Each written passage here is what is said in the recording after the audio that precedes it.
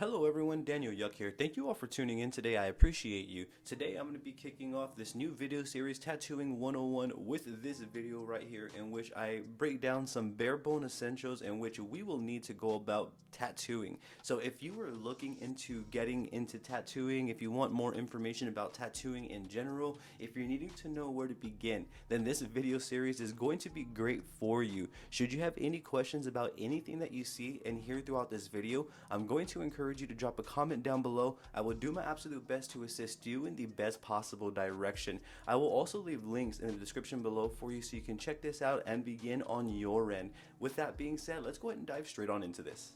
So what we're looking at right here is a bare minimum essentials setup. I will be making more elaborate videos and PDF documents for my Patreon, so if you haven't, be sure to check out my Patreon, in which I will leave links in the description below for you so you can check that out on your end. I'm going to want to start off with some of the core essentials. For me, the absolute core of any setup, in my opinion, would be the tattoo machine. So you're going to want to determine what machine is right for you on your end. For this demonstration, I'm going to be demonstrating with the Numa 4 tattoo machine. Once you've figured out the appropriate tattoo machine that is right for you, or machines that are right for you on your end, from that point forward, I would recommend figuring out which approach you would like in terms of power. So you have the option of wireless power supply and you have standard power supply. Wireless power supplies are very straightforward. You have an RCA output, you have a machine with an RCA input, and you plug it in like so and you are good to go. For me, this is my preferred approach when tattooing. There is another approach where you can use a standard power supply and you can trigger the machine to turn on and off with the foot pedal here, and you would connect the machine with this side right here, and then you would plug this side into the standard power supply, trigger the machine to power on and off with the pedal. You can have that approach as well. The only thing that I don't like about that approach is having that cord hanging over my shoulder. To each their own. Yet again, that is 110% subjective. So for this demonstration, I'm going to be using the Numa 4 and the Mummy wireless battery right here. That's the core and heart of this setup right here. So from that point forward, I'm going to begin building on the setup. So now I have a machine to push needles. So I have a machine and a power supply. I don't have needles. So for this demonstration, I'm going to be using the CNC to demonstrate my point. This is the CNC Police. This is a standard 7-round liner. I won't be tattooing or anything like that. However, I will demonstrate that we can set up right here with what is on this table. So I have the core. Now I have a needle that can go inside the machine, in which we can go ahead and put that in there.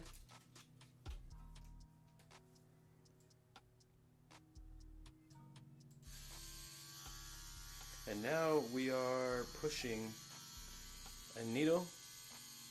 Once I have the core set up here and I figured out what I'm going to be using, I then want to figure out a way that I can create an environment where my machine is really low risk to use upon tattooing. And to do that, I use a barrier film right here. This is also known as Saran wrap, cling wrap.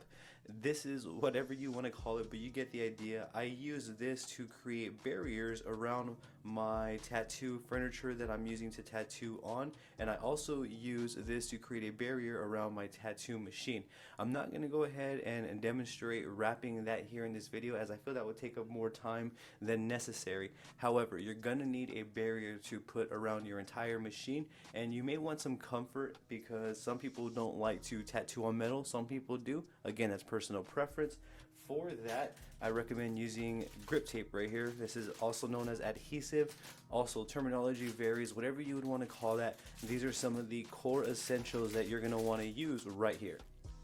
Machine for tattooing, Saran wrap for barriers on your furniture and your machines, and then you have grip tape for comfort. This is the core essential right here. From that point forward, we are going to need ink to put into the skin, as we don't want a dry tattoo. So I recommend, if you're starting out or if you're looking for an affordable tattooing ink, to go check out Dynamic, this ink right here. This ink is great. I also have a Dynamic pre-made gray wash set in which I use dominantly for shading, so I can vouch for Dynamic tattooing ink. I will leave links in the description below so you can check this out on your end. This is a good tattooing ink, so that's a good tattooing ink to go to in case you were wondering. I recommend checking out Dynamic. So we now have the tattooing ink to apply into the skin. We have the machine, the barriers, the comfort, and the ink. What we would need now and one are some ink caps. You can find ink caps in various places. You can get new ink caps such as Hive caps. You can even get these from Amazon right here.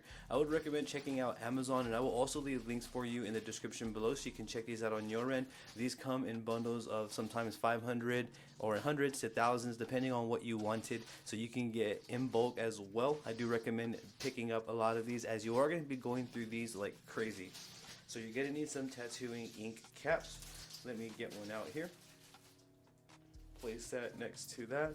Now from here, when I'm tattooing, I typically 9 times out of 10 I'm using multiple needles. It's rarely ever a session where I use just one needle. So what I do is I use rinse cups. I don't use glass shot glasses or any reusable cups, as I think that that's really weird and unsanitary, unsafe, especially when we are tattooing. So these are just simple solo plastic cups here, and I use these to tattoo with during my session. So let's say if I'm using multiple needles and I'm going to switch out, I will put a little bit of witch hazel at the bottom of the cup, enough to go over the tip of the needle around here, and then I'll just simply drop it in like so, and I'll write the needle configuration on here so that I don't forget as well with the Sharpie. So that's what these are right there. Those are rinse cups. That's what I use. So we now have the core essentials right here of the setup. We have the tattoo machine, we have barrier for our furniture and machine, we have comfort for the machine if we don't want to be straight on metal, we have the tattoo ink caps, and then we have the tattoo ink right here. We also have right here a bottle, and in here we're going to want to use our imagination. There's supposed to be distilled water. We would want to have one of these available with distilled water and another available with a solution mix with distilled water and green soap. If you're familiar with green soap, then you would know what it looks like. If you're not, allow me to show you. This is a gallon of green soap right here, and you can make a little mixture of green soap and distilled water on your end.